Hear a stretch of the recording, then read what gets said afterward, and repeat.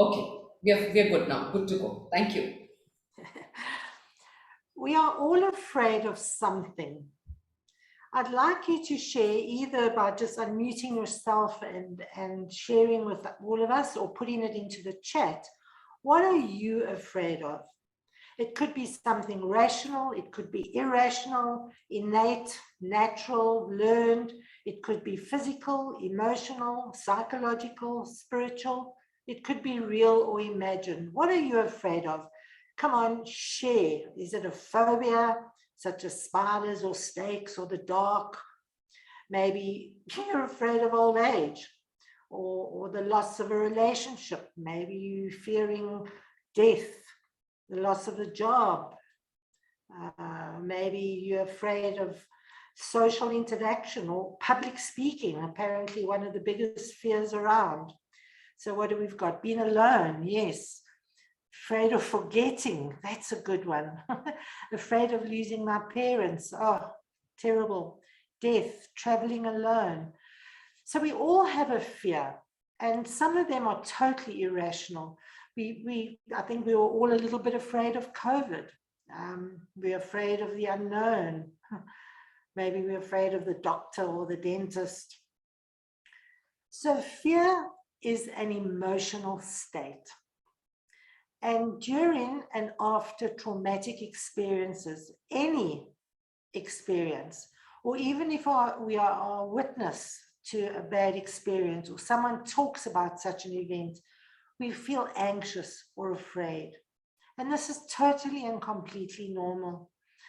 And it's also normal to be triggered by reminders and events that bring back those painful memories. Sometimes the events are not even directly related to us or to our own experience. And we may be fearful for our family and our friends when they're traveling, or when they're getting old, or when they're getting ill. We may be fearful for them. And excessive fear can become pathological, and it creates an autonomic response, such as increased heart rate, elevated skin conducting, facial muscles, clammy hands, shallow breathing, a startled response, stomach aches, even our stomachs might work. And it prepares our body for what is coming. And it may even lead to post-traumatic stress disorder. And it's interesting to note that fear and excitement have the same physiological symptoms. So when you're excited, you have those same things: the clammy hands, the accelerated heart rate, the tummy in knots. We have exactly the same feelings, whether it's fear or whether it's excitement. It's how we react. Lois, may I interrupt you? There's a message in the chat box that your voice is not coming across clear. It seems to be okay for me. How's everybody? Is there any adjustment to the mic? All okay? Okay. All right, I see thumbs up. All right. Sorry for the interruption, Lois. Yes, let's continue. No problem. So it's how we react that determines what happens next. And there's levels of fear. There's trepidation, there's nervousness, there's anxiety, there's dread, there's absolute desperation, there's panic, there's horror, and then there's terror. So how we react, whether it's excitement or fear, is totally up to us. And it's no use telling yourself that it won't happen again. Your amygdala is hijacked, it's activated. And there's a lot of science, and we talk about the vagus nerve, which starts at the stem of your brain, and it leads down into your stomach, and your stomach responds and feeds information back up to the brain. So when we talk about gut feeling, we talk about, I feel it in my stomach, it's real. And the stomach feeds information through the vagus nerve up to the brain. So we all know about the fight, flight, or freeze responses to fear, to danger, to a threatening event. But there are other responses too. There's what I call fawn, which is flattering and playing up to the person. There's feint, which is like a deceptive move, or there's feint as in passing out. And there's also appease and please. Do something to please the person that is threatening you in whatever way. So whatever way we react is acceptable based on the situation and our knowledge, our abilities, and our experience. It's so important that we know whatever we do is okay. When I was attacked, I responded initially with fight. And when I found that I was losing that fight, I changed tactics to fawning and appeasing. When that didn't work, I froze. I wasn't in a position where I could flee. So I actually used all of those techniques and none of them worked. So I'm going to share my story with you and my model of healing. And we can come back to how we manage the fear and other emotions that emerge as a result of the fear that is triggered in us. So what happens is we go through life and life is normal, everything's fun, we're having a good life or a bad life, whatever it is. Then something happens to disrupt us. Something happens that interferes our flow. And it could be something as small as, in this case, I broke my toe. And you're fearful of, I'm not going to be able to put my shoes on. I'm not going to be able to walk. What is going to happen next? And it could be something like an accident. Here, I fell off a bicycle when I was cycling in Vietnam. So something happens that disrupts us. And these could be absolutely anything. You could lose your job. Your house could burn down. You could get fired. The death of a loved one. You get divorced. You get attacked. You get robbed. Whatever it is, there are hundreds of different things that can put you into a victim status. And you become a victim of a situation. So it's so important, whatever that is. So for me, I was working late one night. I was in a little digital printing company. I was working in our little secure, also I thought, courtyard. And the first I was aware of an intruder was when he had a hand around my throat and a screwdriver to my neck. And so I was brutally attacked. And as I said, I fought and I tried every technique I could think of. And it landed me up in the state of being a victim. So when you're a victim, you have all of those negative emotions, the fear, the anger, the shame, the guilt, the depression, the disgust, all those negative emotions. And I'm just going to stop here and just talk about the number of emotions there are. They talk about 8 key emotions, but Brené Brown has identified 187 emotions.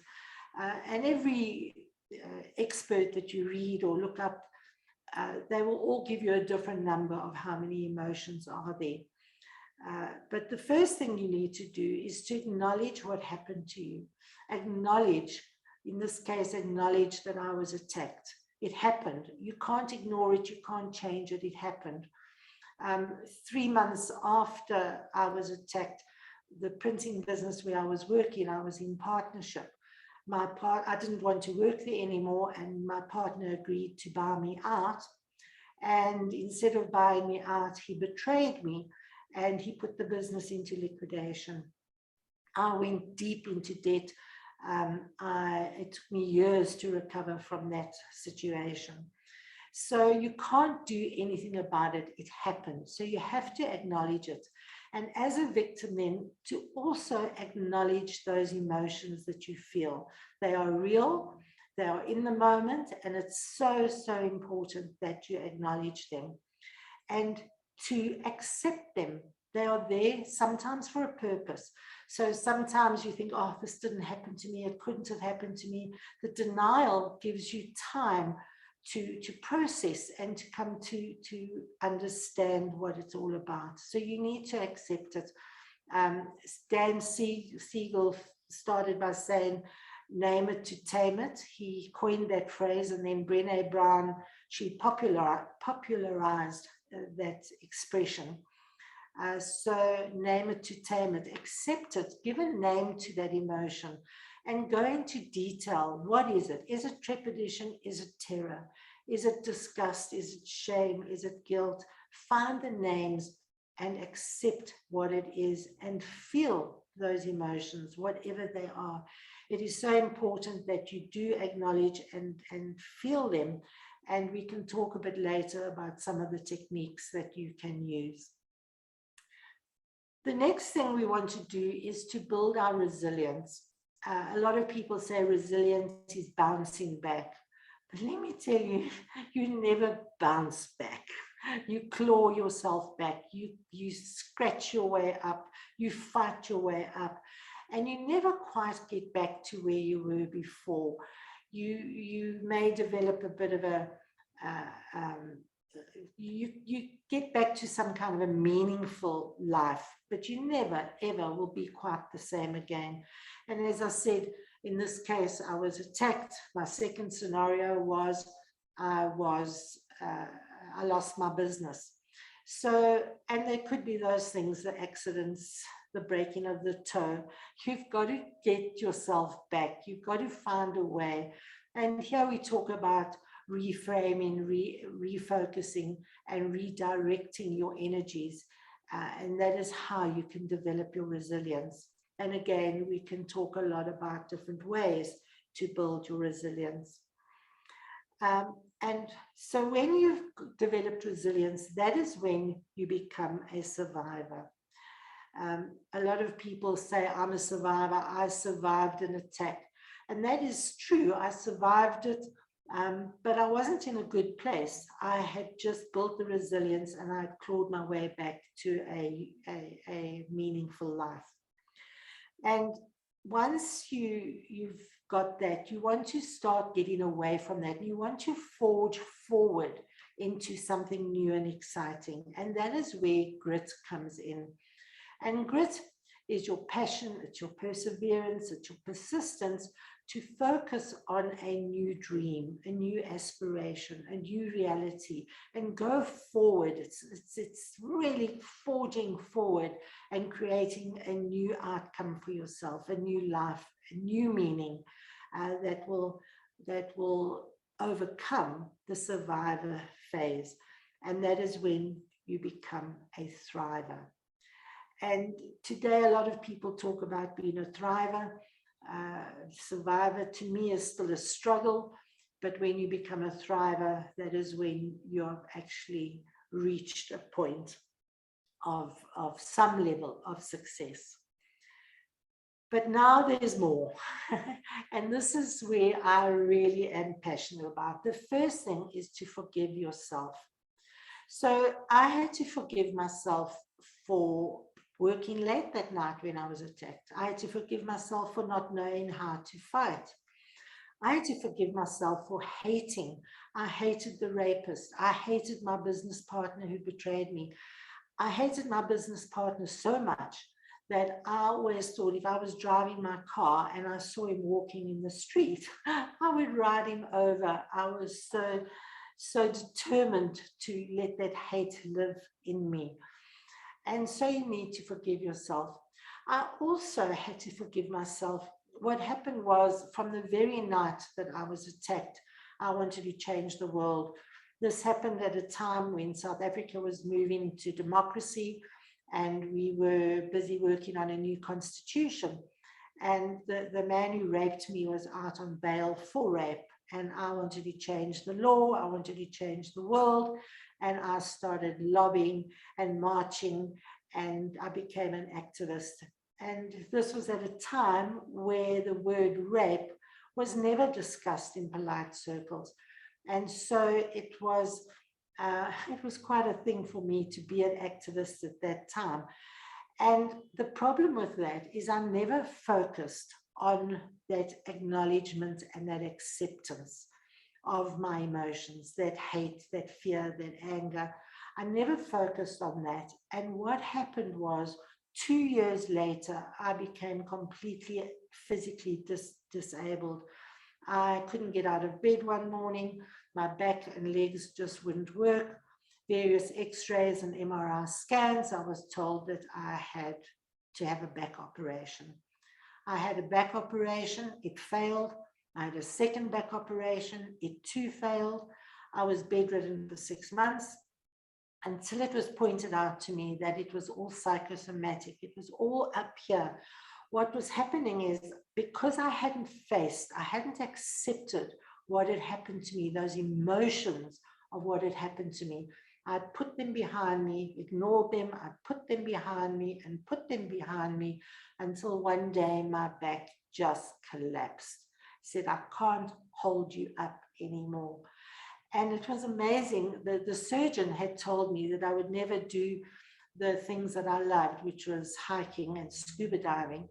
I would never be able to do it again because I could never carry something on my back. And after I had this realization that it was all in my head, I went for 9 chiropractic treatments and did some work on my mind. And I did a 5-day hiking trail with a 29-kilogram backpack on my back.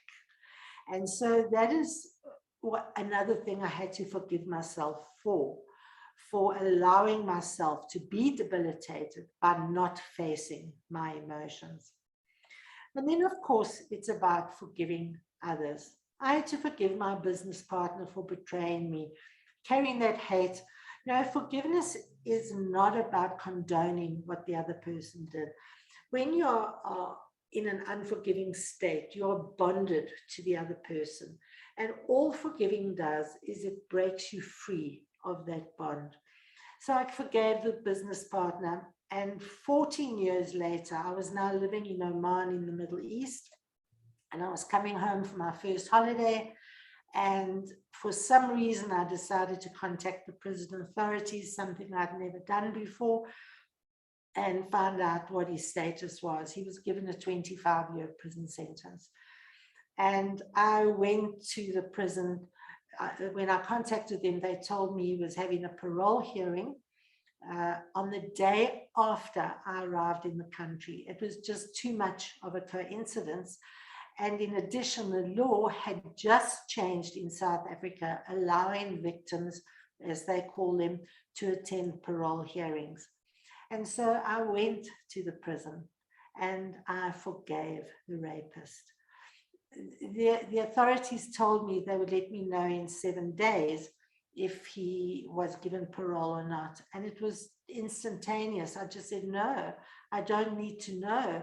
I don't want to know. I don't have to know, because I was now completely free of this individual, of this. The memory will always, forgiveness is not forgetting. Forgiveness is really just breaking that bond. And I was now completely free of this individual. And I did not walk out of that prison. I literally flew out of that prison completely and totally free. And so that is what forgiveness can do for you. So how do we get there? How do we deal with the fear? How do we deal with those negative emotions? And there is so much literature out there. There are so many different healing modalities. There are so many different things that you can do. There's cognitive behavioral theory. There's dialectical behavior theory, expressive theories. There's talk theories. There's so much EFT tapping. So much of the stuff you can do on your own. A lot of time you need a therapist or a coach or somebody to help you through it. But tapping is a very powerful technique. The visualization, I'm very big into visualization. Mindfulness. Mindfulness is absolutely critical, that we can be in the moment and experience things as and when they occur, and live and be in the moment. So I must tell you that I've never been triggered since I forgave. And a trauma trigger is a psychological stimulus that prompts involuntary recall of a previous traumatic experience. And in my case, whenever somebody walked behind me, because I was attacked from behind, I would jump. Now today you can come up behind me and say boo, and I don't feel a thing. So when trauma is triggered, the involuntary response can feel overwhelming and uncontrollable. And you could have a panic attack or a strong impulse to flee, find a safe place, to run away, to hide. And so many things can create this trigger. So it could be sounds of fireworks, or even a car backfiring. Maybe sometimes a doorbell ringing can trigger an emotion. Smells, you smell a food or a perfume. I still remember today there's one perfume that I can never ever have near me, because it was the perfume my mother was wearing when she died. And whenever I smell that perfume, I still remember that sadness of my mother's passing. So smells are very powerful. Sights, a color or an outfit, a police cap, something that reminds you of the incident can trigger. That picture of my toe, in fact, what happened with my toe, I dropped a suitcase on my toe and my nail was ripped off. I've never known such agony. And every time now when I look at my deformed toenail, it brings back that memory, but I'm not triggered because I forgave myself. So memories of the incident can make you afraid, and these are what the triggers are.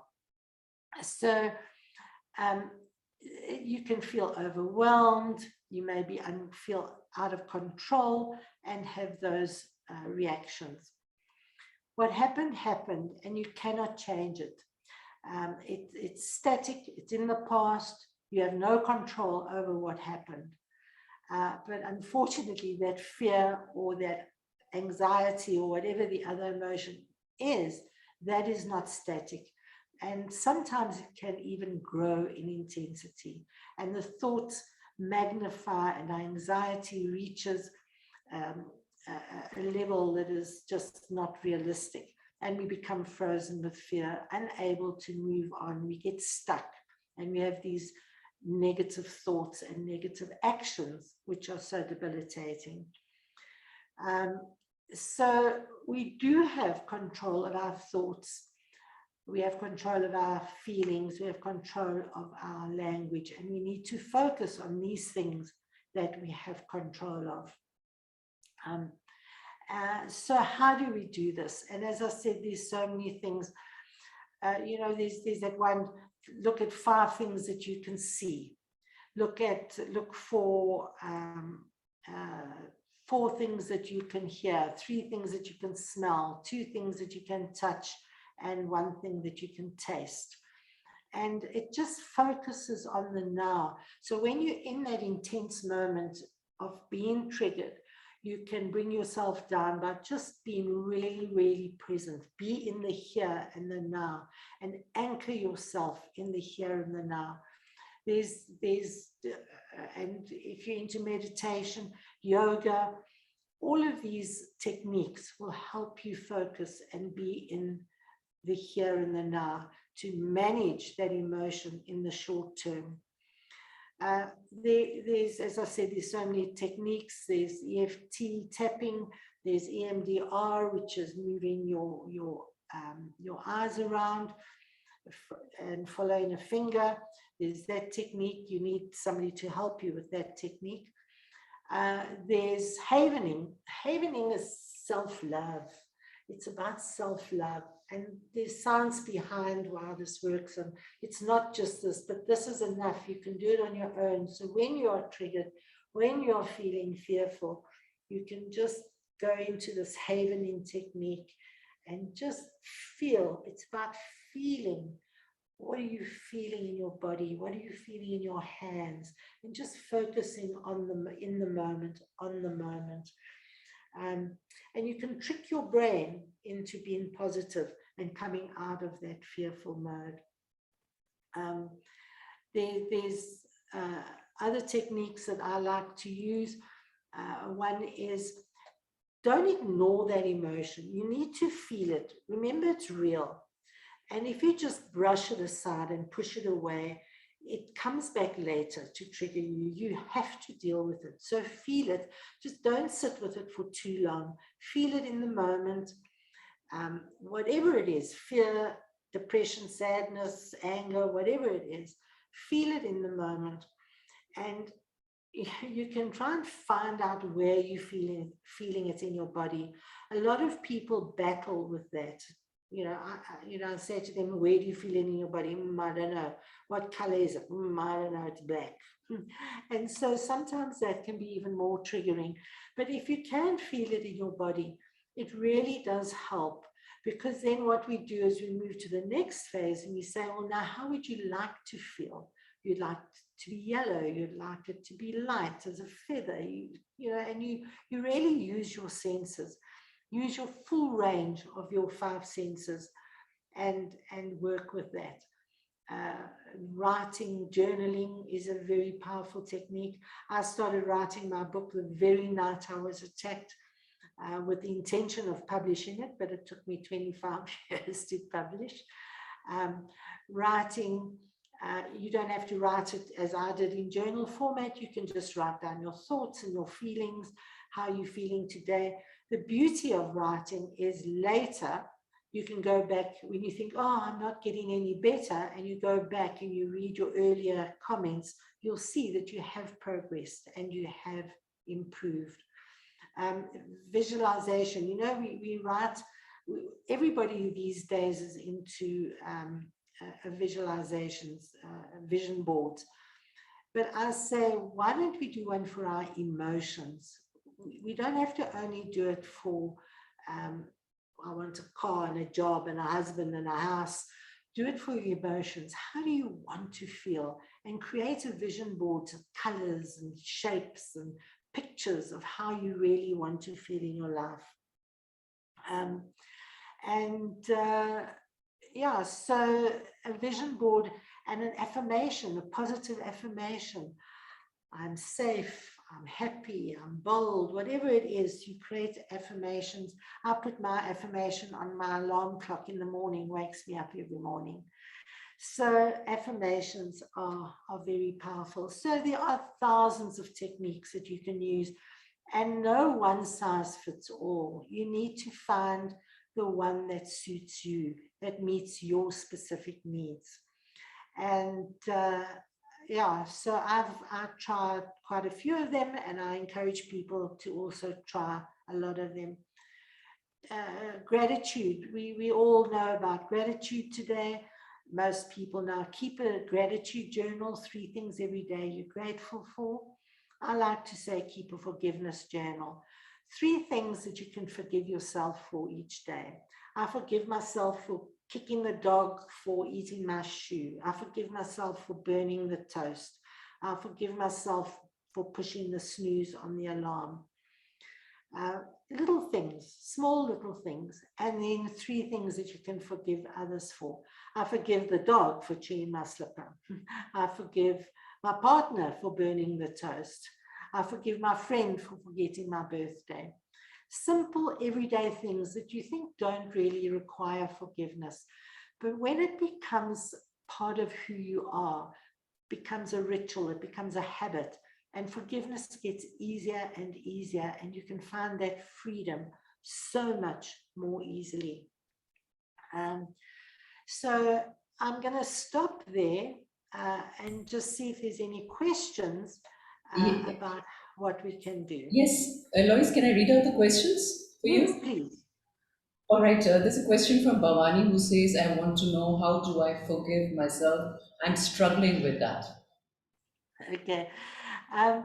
It is a process and it does take practice, but it starts with acceptance, accepting that what you did, whatever it is that you did it, and you can't undo it. And then looking at the impact of what it is that you did, and feeling those emotions. How do you feel about it? And work on the emotions. I so strongly believe if we can work on our emotions, we can get through anything. So it's about discovering those emotions. I've got a free 12-step guide on forgiveness, which you can get off my webpage, and that will help you. But it really is, you can write about it, you can do some rituals with it, you know, if you can, forgive yourself verbally, look at yourself in the mirror, explain the impact. You know, when you can understand the impact on what had happened, the impact physically and psychologically and emotionally, what is the impact on you, and really analyze how that is serving or disserving you. Sometimes it serves you in a positive way, but usually it disserves you. So understand the impacts and then deal with each of those emotions. So have a look at my free guide.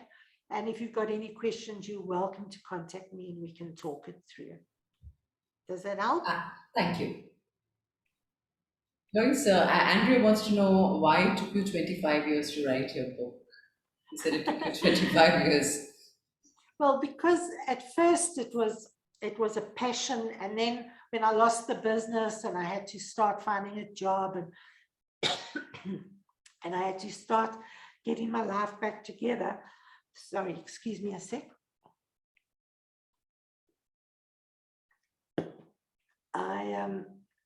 I had to focus on other things. I had to focus on getting a job, starting my career from scratch again.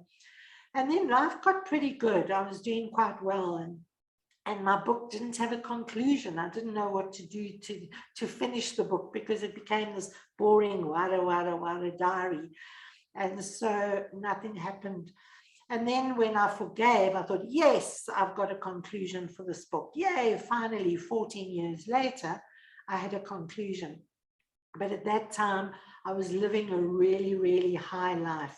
I was living in the Middle East. I was traveling the world, and life was just too good to worry about anything else. And so it just stayed like that. And then in 2014, I attended an A-Fest with Mind Valley Festival in Thailand. And I made a public declaration there that I was going to change the world and stop gender-based violence around the world. That was my big aspiration and my big dream. And I publicly made that announcement. And then I thought, okay, I must get to finishing the book. And life was still in the way. And then in 2019, another adversity hit me. I was forced into a retirement that I didn't want. Oman kicked me out the country and I had to come back to South Africa. And because I'd been living such a good, fantastic high life, I was spending my money and traveling, and I really thought I had a number of years left to live that life. And I hadn't taken care of my old age. And I came back to South Africa with nothing. Absolutely nothing. No money, no job. My age, I was 64. I couldn't get a job. Nobody wanted me. And so I started my own business and I finished my book. So that's why it took me 25 years. And in the meantime, the book changed format somewhat. Before it was just my story. Now it's a combination self-help guide and my story. So there's tips and techniques from my experience. What have I learned on overcoming trauma? Thank you, Lois. And there's Rebecca saying that thank you for allowing us in your space, sharing with us. You are brave and you're an inspiration. Thanks for reminding us that we need to overcome our fear. But I think the predominant sentiment is that it's very hard to forgive. We find it very hard to forgive. Aisha says that. Any more questions or thoughts anyone wants to share? It is hard to forgive, right? It's very hard to forgive. It is hard to forgive at first, but you know, when to say how I forgave, when I told my friends that I was going to this parole hearing, everybody said, don't go. Why are you going to go? You're just going to get triggered. And one friend of mine said, you've got to forgive. And so I did a lot of research into it, not believing that I ever would forgive. But it happened in the moment. I prepared this long, laborious speech to read just in case. And I read it, and he had a grade 6 education. English was not his first language. And so he battled to understand what I was saying. I think I battled to understand what I was saying. And so eventually I just put down the paper and I looked at him and I said something to the effect of, I would like to compassionately and to completely forgive you and to take the responsibility from my higher self and give it to your higher self. And you now must take responsibility for the pain that you caused. And I take back my freedom. And I've never been able to actually put it into words what happened in the moment when I did that. I knew that I was free. It was, I still get goosebumps when I think about it. It was instantaneous. I forgave and it was done. Absolutely amazing. So now forgiveness is so easy. I forgive at the drop of a hat now. It's almost like who I am. I actually call myself Lois, your friend for forgiveness, because I forgive all the time. It's just part of who I am.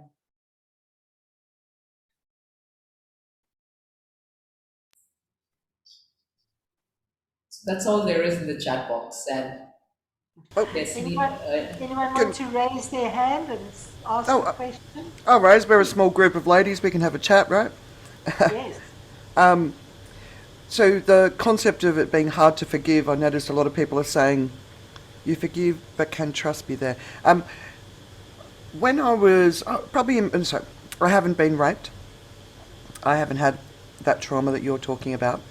But when I was in my young 20s, I remember my dad apologised to me for my parents getting divorced, right?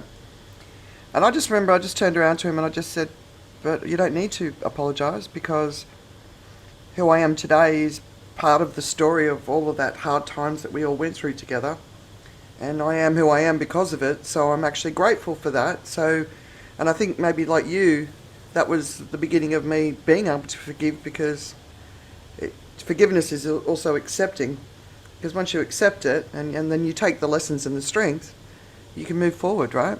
So I'm turning the camera off when I eat because you don't want to see that, but but yeah, I'm basically I'm saying I really really agree with what you're saying. It becomes easier to forgive.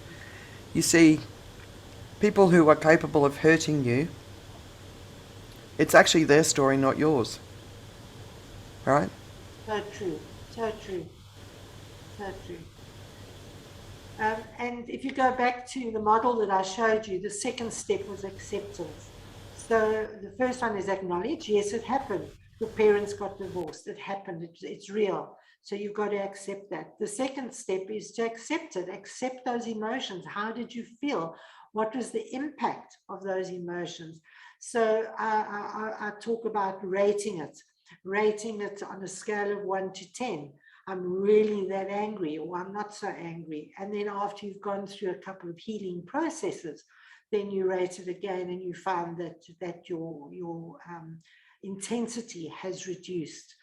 And so it really is important to accept whatever it is that happened and the impact on both your physical, physiological, emotional state.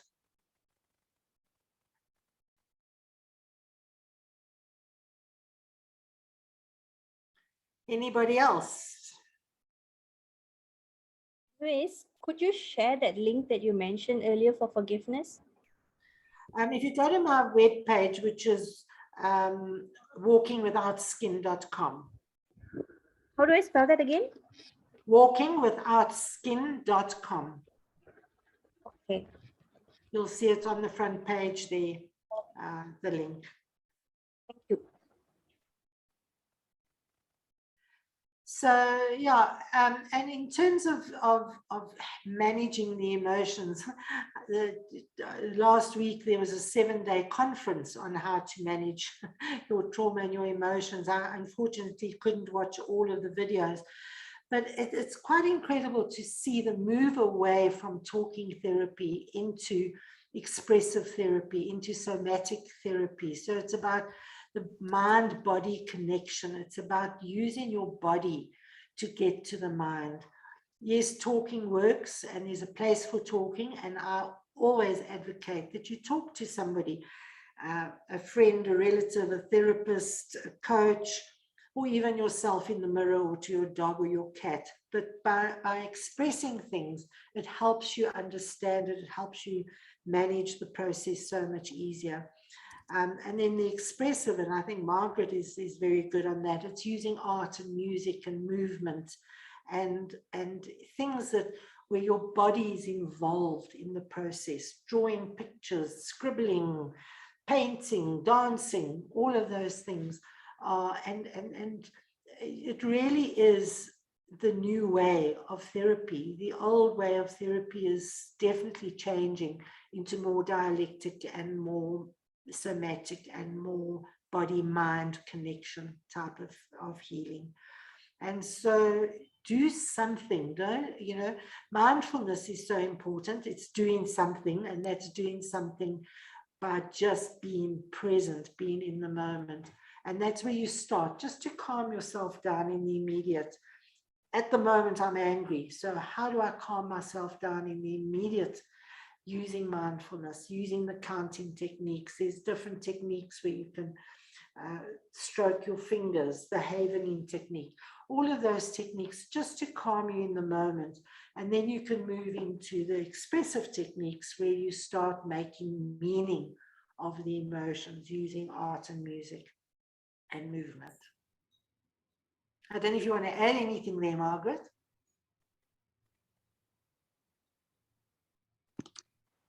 Thank you.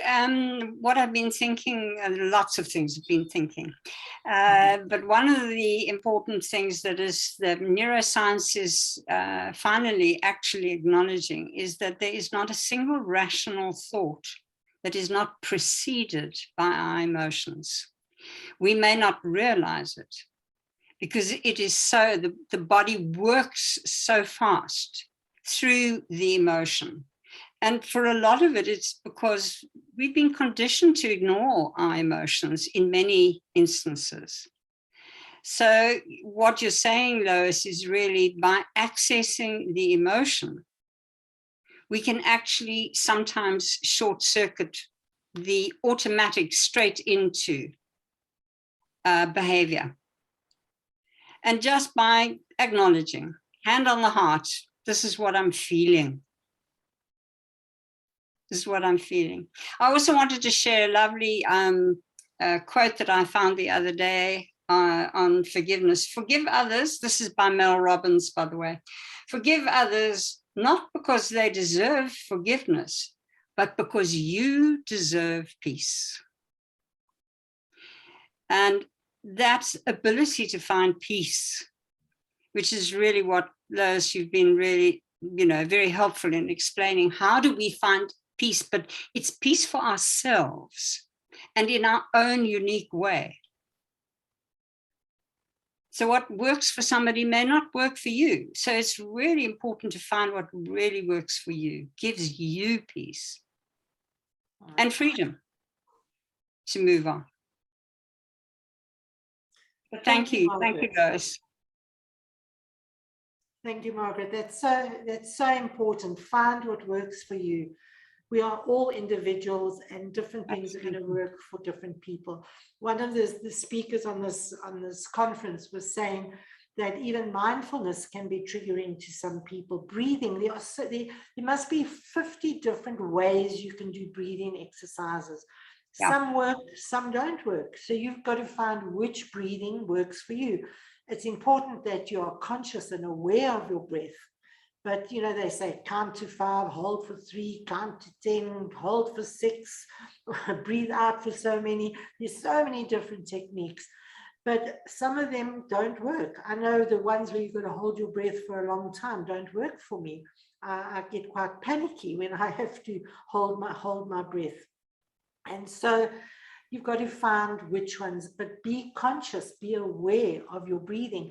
And that brings you into the now, it brings you into the moment, it brings you into your body. So yeah, just find even the breathing technique that works for you. Thank you, Lois. Aisha has a question on how can you help a teenager forgive themselves? It's the same process. It's about just acknowledging what happened, accepting the emotions that go with it, and then focusing on those emotions, the impact on them, and then using the technique that is going to help you, the writing, the expression, whatever it is, finding that technique that's going to work for you to get to manage that emotion first. And you can't do anything. You know, I always say, when you're in victim mode or survivor mode, you can't forgive. When you're in those early phases, it's impossible to forgive because you're still trying to get your life back together. You're still trying to figure out what's going on and so when people say it's impossible, I can't forgive, it's because they are either in victim or survival mode. When you get to thriver mode, that is when you're in a position to forgive, because now you've dealt with those emotions. And so it all starts and ends with the emotion. Deal with the emotion and you'll find forgiveness comes so easy after that.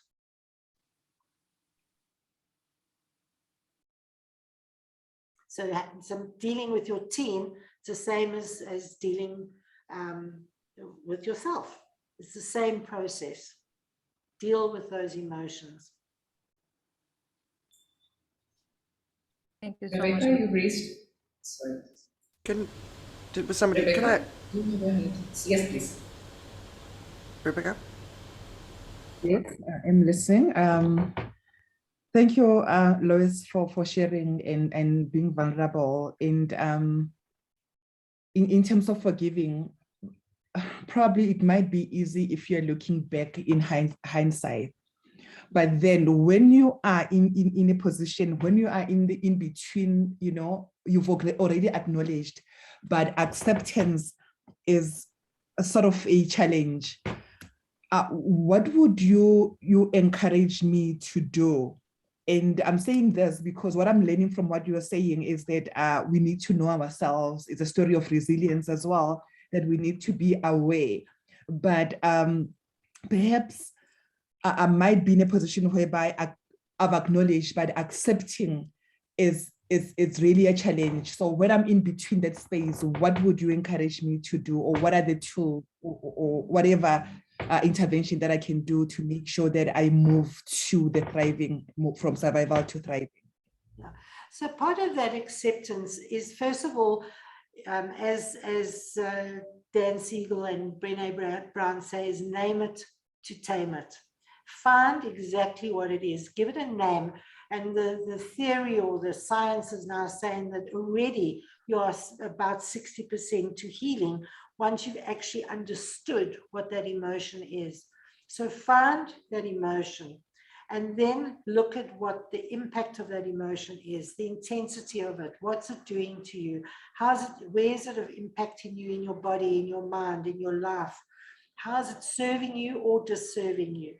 And analyze that emotion and then start dealing with the emotion using whichever technique works for you. It could be writing, it could be talking, it could be, the EFT is very powerful, the tapping, very powerful technique, the havening.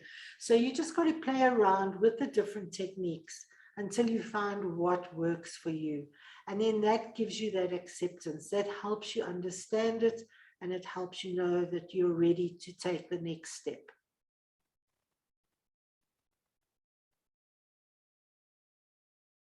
Does that help, Rebecca? Thank you so much. It does help. Anybody else? Yeah, I wanted to ask a question to both Lois and Margaret. So right now we have a world full of depressed people,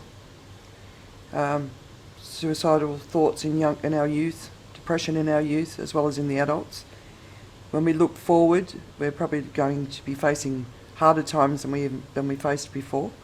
I know we've got a lot of our friends from India here who've just, I don't know if you guys have all been going through this heat wave, if it's been impacting you, where global temperatures are getting up to sort of unlivable rates, right? So we've got some pretty big stuff coming up for the world. And I was reading, I think it was Gartner said just in the last week, 50% of employees just don't want to deal with change anymore. They've had enough of change. And the only thing that we've got coming up is change. I think as a community, as speakers, as influencers, we've got a responsibility to take on our role, whatever that is for each of us, depending on what we focus on.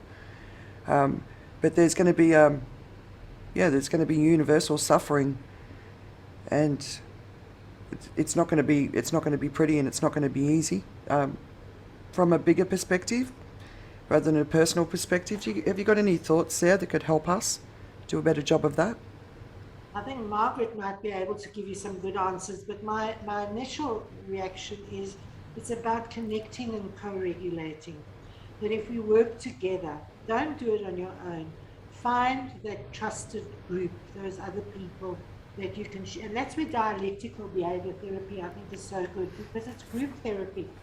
Where, and I don't like the word therapy, it's not really therapy, but it's using the somatic, the different body-mind connections together and sharing how you're feeling and what it does. If we can co-regulate and say, well, what did you do about it? How did you feel about it? And when you share with other people, you understand that you're not alone, and together you can find a way forward. Margaret? Thank you. I was reflecting on the whole concept of moving from competing to collaboration. I think so much of life has been about I'm right, you're wrong, or I've done the work, so I know the answer. And I mean, this whole thing about I'm right, you're wrong, and to be able to move beyond that, which I think is where the essence of forgiveness is that life is not about being right or wrong. Life is about being able to adapt to what is being presented to us at any given moment. And doing it in a collaborative way rather than in a competitive way. And I think we see so much of this in the world around us, is this need to be, well, I've got the answer. I'm the one here who's the authority. And don't question it, which is not collaborative at all. And I think that what you're saying about, hinting at the climate change, for example, if we do not collaborate, work together, how do we find an answer that is actually going to work for everybody? Yeah. And I'm sorry, I can carry on forever on that topic. So I think I'll stop right now. No, it's good. Totally, it's all about cooperation, but we're obviously not seeing that happening as it should be right now, and the politics around the world. We're hoping in the Philippines that they elect a lady president today, because she looks like she's going to be amazing and has those abilities, right? And we need those little victories around the world, countries like Brazil. But in the meantime, we wait, right? And sorry, can I just say, one of my favorite people is Jung, and Jung often spoke about the union of opposites. And I listened to a podcast recently on that, and there was a subtlety that I had not appreciated before, and that is, I can say that climate change is real, and I am a Green Party, kind of supporter, and I'm supporting change. Then I want to reject people who don't believe in it. And what Jung is very subtly saying is, if we do not accept that there are opposites to the way we are, and allow for that opposite to be there, we keep on wanting to reject, push away, deny, pretend it doesn't exist. And that is a very, very subtle and very, very challenging thing for us to do. Allow others a different way of being. And it is in the allowance that we can relax and not have to defend the position. Yep. It's incredibly subtle. Sorry. No, I was saying, in that allowance, that is what allows you then to collaborate and co-regulate and work, find a solution that suits both of you. Yeah. You know the old expression, what we resist persists. I know it very well. At some point, I will say that we have a quick solution going back to our old memory and our old experience. We try to react on the basis of that without experiencing the new thing or the new environment, right? So we try to safeguard by reacting or defense. Without heat, what do we know what cold is? Without dark, we don't know what light is. Yeah, that's very true. Like I like listening to Abraham Hicks. So she does like all the energy related things, and she's always into the contrast. Like look at the contrast. You don't like it because you like something else. If you do not like it, then we can't recognize what I really like, right? So without having a contrast experience, we cannot find what we really want in our life. So yeah, that's very deep meaning. Thanks for that, Aisha. Enjoying the conversation. Yeah. Any other thoughts? Lois, I'm wondering why you call this walking without skin. Walking without skin describes borderline personality disorder. Oh dear. I would like to know what each person thinks about what does walking without skin mean to you? What other people will think? I mean, is that like without thinking of external way to be judged, to be understood by others, or looking for the validity? That's what I mean. Like rather looking at yourself as a being or as a soul or as a human, not even male or female.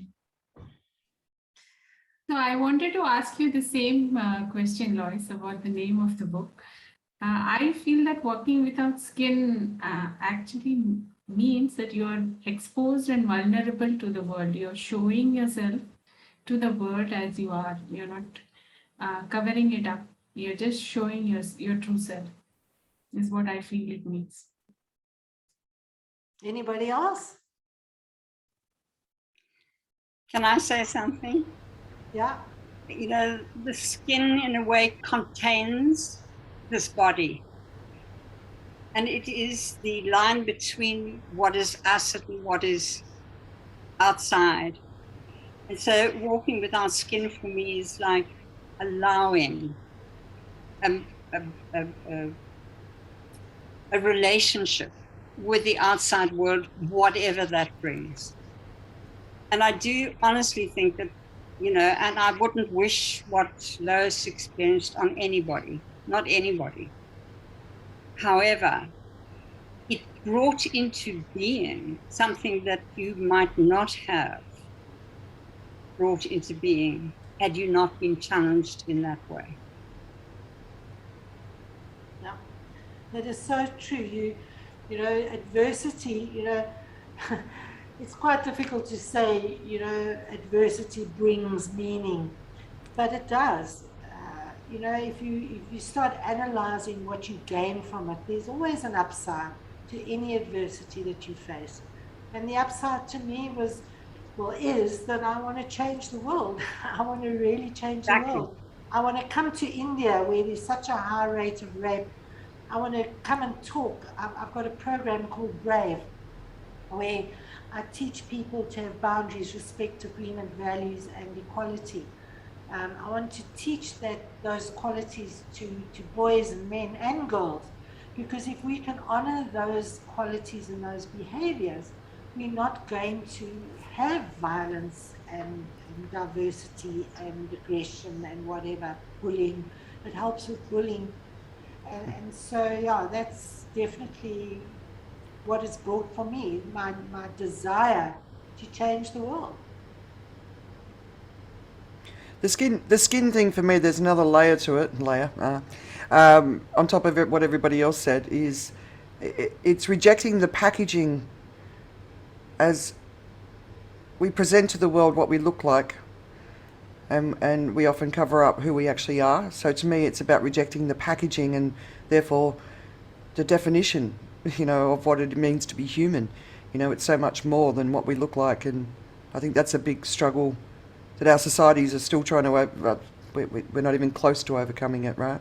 I was just reading today, men are nicer to women if they deem them to be attractive, but then women aren't necessarily nice to other women, especially attractive women, right? So it goes both ways. So for me, that speaks to me as well. So it's speaking from your inner self to, it's wonderful. I love the idea that people have slightly different definitions and takes on the name. But yes, it is all about vulnerability and exposing and revealing and allowing all of what you've all said, except for the personality disorder. It's kind of like it's something as well. For me, tradition it's also about courage, because I can imagine if somebody is looking the courage that you do there. Rebecca, you're not clear, Rebecca. We can't. Yeah. Am I not clear? Okay, sorry. So, for me, I'm thinking that in addition to vulnerability, it's also about courage, because I can imagine if you are walking without skin, you will need to have the courage to do that. But also for me, coming from the South African context, it's about diversity, because then you are saying that there is no color, there is no skin. So this is about being inclusive as well. And I'm also thinking that if you're walking up, without a skin, I think for me, it's like, there's so many questions in my head to say, why are you walking without skin? Because if you're walking without skin, also there is trauma. I can just imagine myself without the skin. And yeah, it's quite an interesting concept. But I think more for me, I think it's being inclusive as well as courage. That's how I'm seeing walking without the skin. Thank you, Rebecca. Nice take.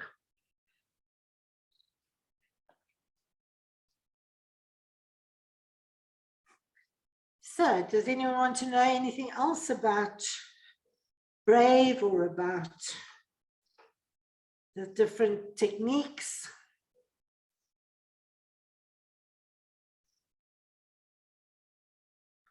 There's a lot of feeling these days by a lot of people that meditation is not the solution for managing adversity and adverse emotions, because you're not really you're ignoring it, you're not facing it, because meditation is supposed to be clearing your mind. So it's quite interesting. A lot of the speakers on this conference didn't advocate for meditation. I found that very interesting. I thought meditation was the thing. Can I say something on that score? Yeah. I think that it's so important that we find what works for us, because we are unique. And the whole thing about there's a one system that will fit and work for everybody doesn't really exist. And I think that it's a case of finding what works for you, finding the person perhaps who can help you walk the walk. And for many people, meditation is wonderful. Other people find it too hard to actually focus their minds, and then they get upset with themselves because they're not meditating properly. So it becomes yet another stress. So I do honestly believe that we need to find the methodology that works for us and be prepared to explore and, sit comfortably with what you're doing. Otherwise, it just becomes another stress. Yeah.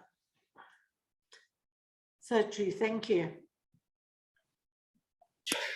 Lois, I didn't understand. What was the objection raised to meditation? No, that it's well, what Margaret just said, that people feel that they're not getting the benefit because they can't do it properly, they can't clear their minds. Then they feel guilty because or ashamed because they can't get it right.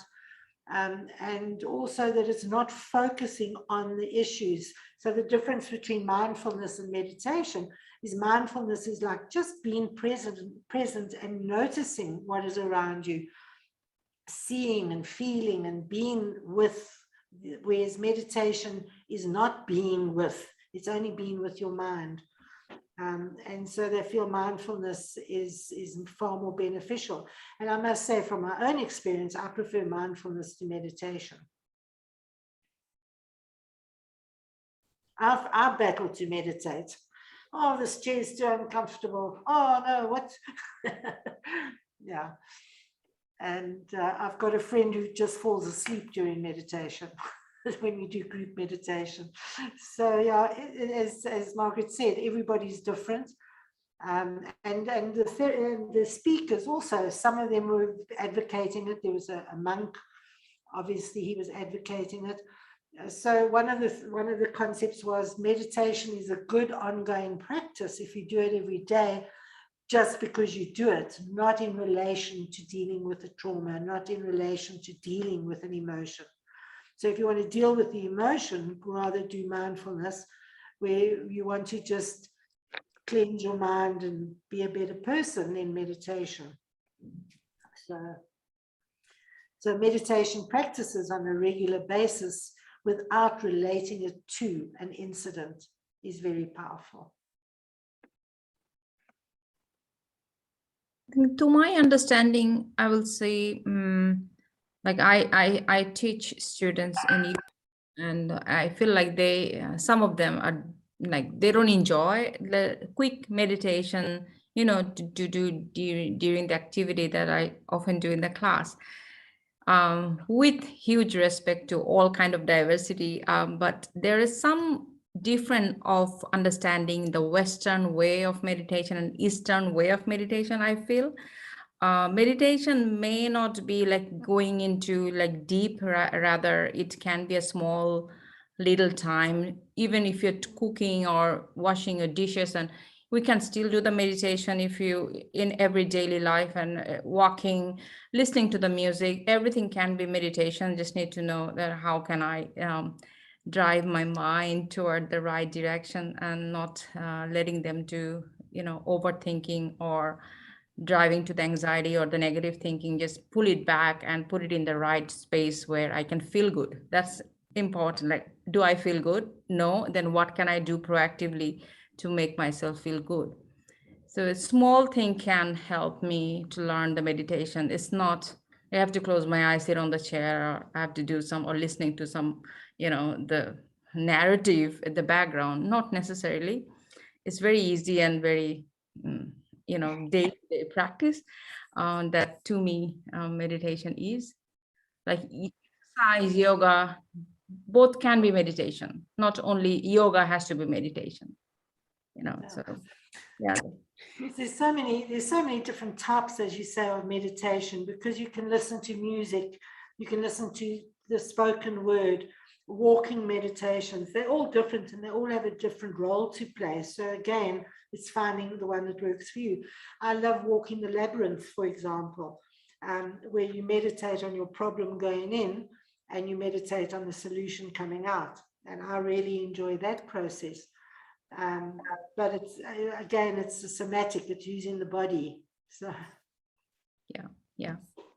Also dancing can be a meditation, so I was looking at the link in Netflix. There is a abstract, the program called, so the artist, the sculpture artist, he said like moving your hands and feet and with the change of the light can be also part of a meditation to be more creative, to help my brain to think more creatively. So I was like, yeah, that can be a different dimension of meditating to be more creative at work, right? Aisha, I see that you need to do some videos where you talk about all the different types of meditation and share them with the world. People need peace. People do, and yeah. You'd be awesome at it.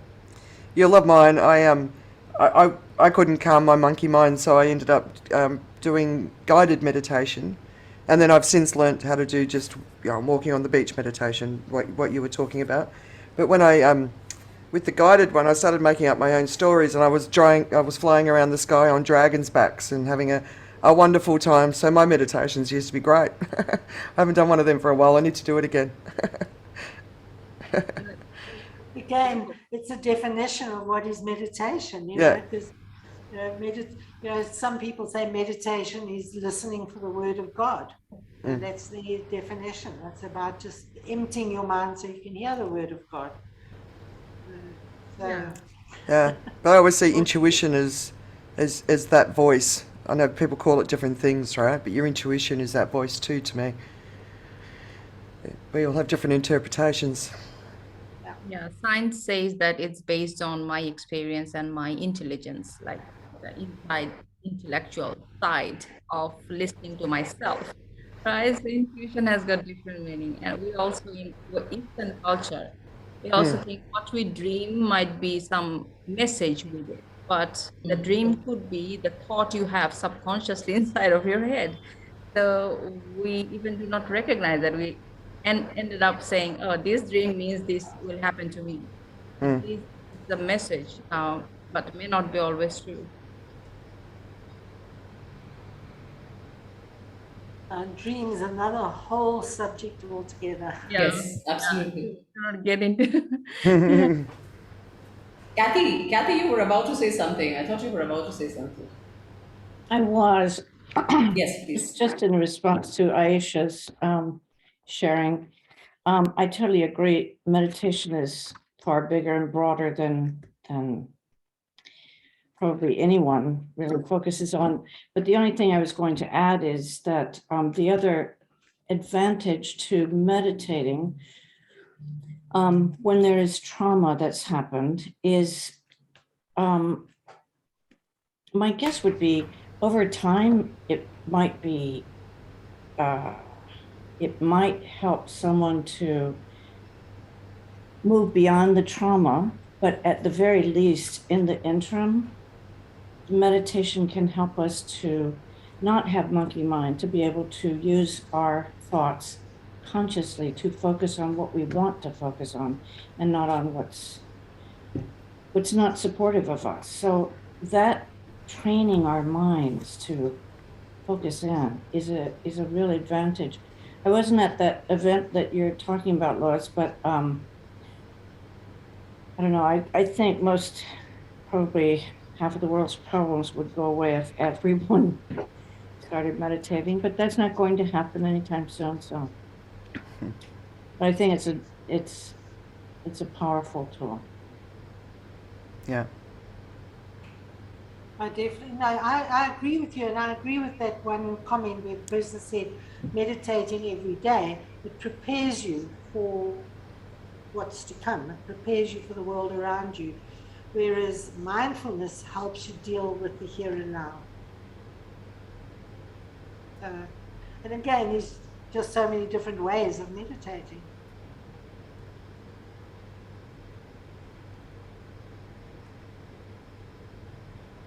All right, Lois, in our part of the world, we also believe, some of us, that we are guided beings.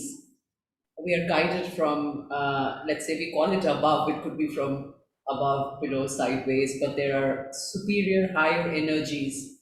And when you are meditating, in that calmness, it's easier to be receptive to that guidance. And you're not blocking it out with all the chaos that is going on inside your head. So meditation is to kind of silence yourself and be receptive, be able to receive that guidance that we get. And the guidance could be in the shape of a thought.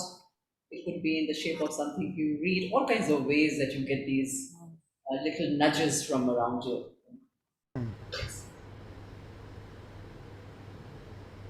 Such a huge topic.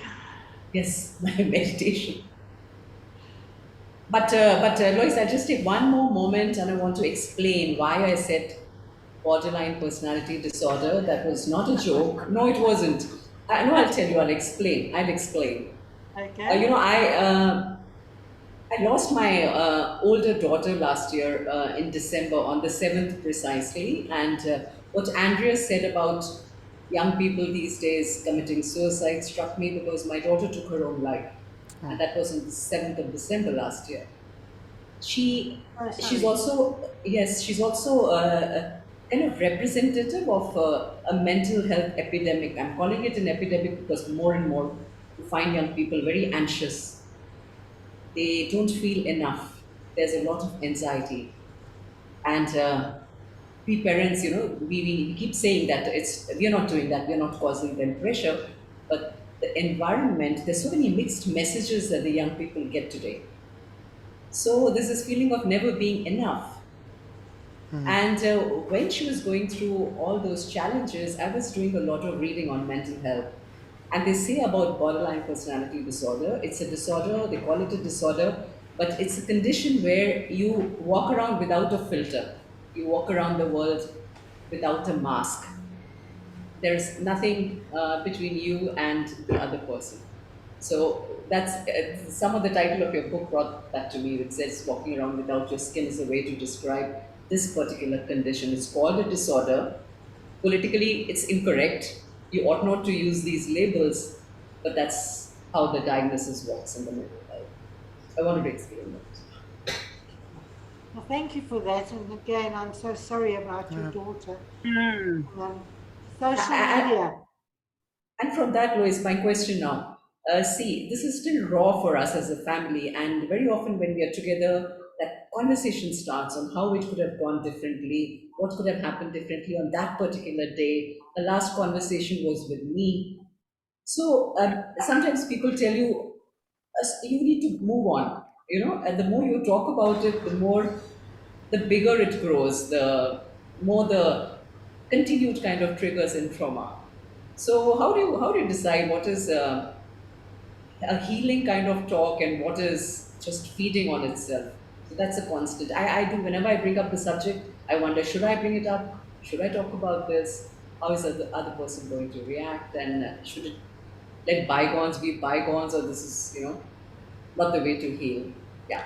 I don't know how you're here, Nera.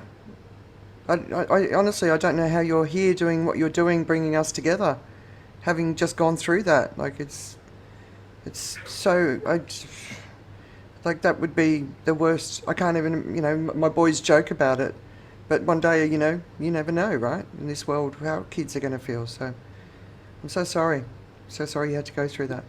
Thank you. Now, you can't let it go. You can't just brush it away. You have to deal with it. You have to deal with those emotions, and it starts with naming it. What are the emotions you are feeling? And only you know what those emotions are. The people around you, the rest of the family, they have different emotions. So each of you need to identify, start off by identifying those emotions and accepting them. They are real, and you're allowed to have those emotions. And that's where it starts. So that's what I would recommend you do. Knowing that grief, you never stop grieving as well. You will grieve forever. What happens is your heart just grows a little bit bigger so you can take in more love. But that grief is always there. It doesn't go away. Nirja, I would also add about your question about talking with your family members. And some people say, no, and you're just bringing up something and need to move on and that sort of thing. Clearly, it's helpful to you to speak about it. And also, clearly, some other people are not okay to hear about it.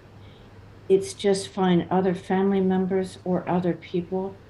And I'm just going to say, I'm happy to have a conversation anytime. I know we've talked about this briefly before, but really, it's that they're not ready or able or open to it. It's to find some other people to talk with.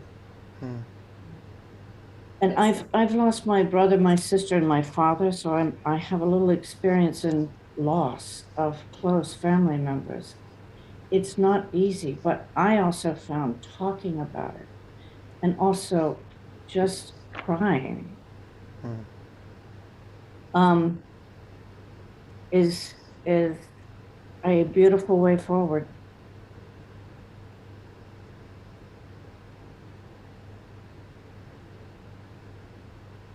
Thank you, Kathy. True. Thank you.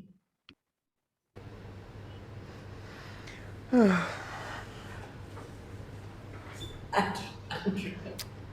That's so hard, and It's a it once suicide is such a every time I've seen it in my community that I've grown up with, I think the worst thing is it destroys the families after the fact, you know, yes. and everyone's grieving in different ways and they're coping in different ways, and you know, if there's a way to find to get you to bring you together so that you can hear each other and understand each other and how each other is feeling, it can help on the path towards healing together as a family. But it's a terribly devastating tragedy for the whole family, for well beyond the moment in time, you know. So my heart's just breaking for you. No, but Andrea, everything that Lois said applies, right? It applies to any tragedy. So you accept, you acknowledge, and then you give it meaning. You try and give it meaning. You try and honor the family member who's gone. You try to give it meaning, yeah. Focus on the good memories. That helps as well.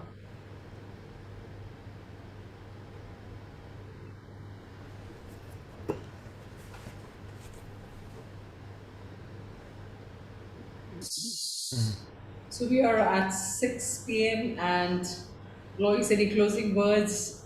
Anything else from anyone? And then Bhavani is going to be doing the vote of thanks.